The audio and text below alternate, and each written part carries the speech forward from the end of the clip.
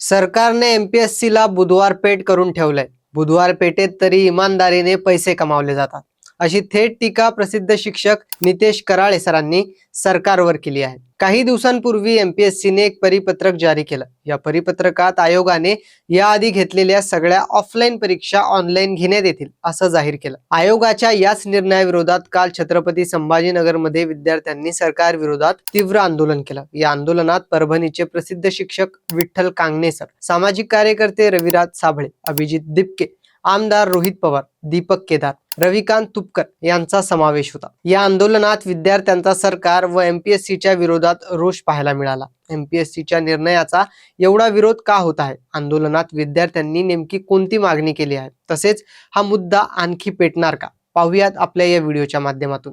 नमस्कार, मी अनिकेत जाधव व तुम्ही पाहत आहात टाइम महाराष्ट्र. राज्यातील सर्वात जास्त विद्यार्थी जी परीक्षा देऊन अधिकारी होण्याचं स्वप्न पाहतात, त्याच स्वप्नांवर आता सरकार माती कालवते असा आरोप आता विद्यार्थ्यांकडून केला जात आहे. राज्यात परीक्षा घेण्यासाठी सर्वात सक्षम यंत्रणा किंवा एजन्सी एमपीएससीला समजलं जातं. पण याच एमपीएससीने पुढील होणाऱ्या आयोगाच्या परीक्षा ऑनलाईन घेण्यात येतील असं एक परिपत्रक जारी केलं आणि विद्यार्थी थेट रस्त्यावर उतरले. जर एमपीएससीची परीक्षा ऑनलाईन पद्धतीने झाली तर पेपर लीक होईल आणि हा पेपर मोठ्या रकमेत विकला जाईल अशी भीती विद्यार्थ्यांमध्ये आहे. त्यामुळे ते या निर्णयाचा विरोध करत आहेत. याचबरोबर ऑनलाईन पद्धतीने परीक्षा झाली तर विद्यार्थ्यांना त्यांची डमी उत्तरपत्रिका मिळणार नाही, ज्यामुळे आपण कोणत्या प्रश्नाची उत्तरे काय लिहिली आहे हे त्यांना समजणार नाही. त्यामुळे जर त्यांच्या उत्तरात अनियमितता आढळली तर त्यांना आयोगाकडे तक्रार करता येणार नाही असं विद्यार्थ्यांचं मत आहे. ऑफलाईन पेपर पद्धतीमुळे विद्यार्थ्यांना उत्तरपत्रिकेची कार्बन कॉपी दिली जाते. त्यामुळे जर त्यांच्या उत्तराला चुकीचं ठरवलं गेलं तर आयोगाकडे दावा करता येतो. पण ऑनलाईन मध्ये हा पर्याय उपलब्ध नाही. त्यामुळे विद्यार्थ्यांचा ऑनलाईन परीक्षेवर आक्षेप आहे. यासोबतच आणखी एक मोठा बदल जो आयोगामार्फत केला जाणार आहे तो म्हणजे नॉर्मलायझेशन. नॉर्मलायझेशन म्हणजे कठीण व सोपा पेपर जर काढण्यात आला तर नॉर्मलायझेशनच्या माध्यमातून बॅलन्स करून गुण दिले जातात. परंतु याच्यातही मोठा घोळ व गोंधळ होऊ शकतो. त्यामुळे ऑनलाईन परीक्षा रद्द करून ऑफलाईन पद्धतीनेच परीक्षा घ्यावी अशी मागणी विद्यार्थ्यांकडून केली जात आहे. आयोगाच्या याच निर्णयाविरोधात शिक्षक विठ्ठल कांगणे यांच्या नेतृत्वात छत्रपती संभाजीनगर येथे आंदोलन करण्यात आलं.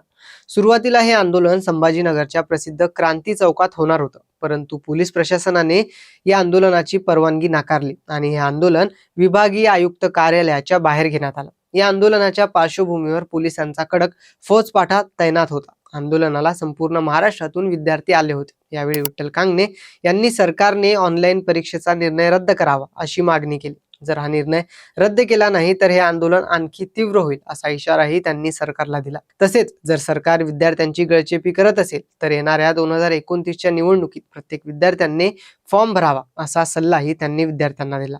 यावेळी उपस्थित रोहित पवार यांनी देखील सरकारला या मुद्द्यावरून घेरण्याचा प्रयत्न केला.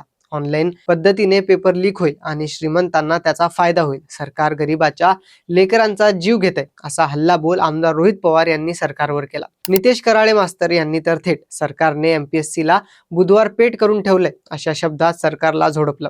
या संपूर्ण आंदोलनाला विद्यार्थ्यांचा देखील चांगला प्रतिसाद मिळाला. त्यामुळे सरकार देखील या निर्णयावर काय तोडगा काढते याकडे सगळ्यांचंच लक्ष लागून आहे. तरी या संपूर्ण विषयावर आपलं मत काय हे आम्हाला कमेंटमध्ये नक्की सांगा आणि हा व्हिडिओ आवडला असेल तर लाईक, शेअर आणि आमच्या YouTube चॅनलला सबस्क्राईब जरूर करा.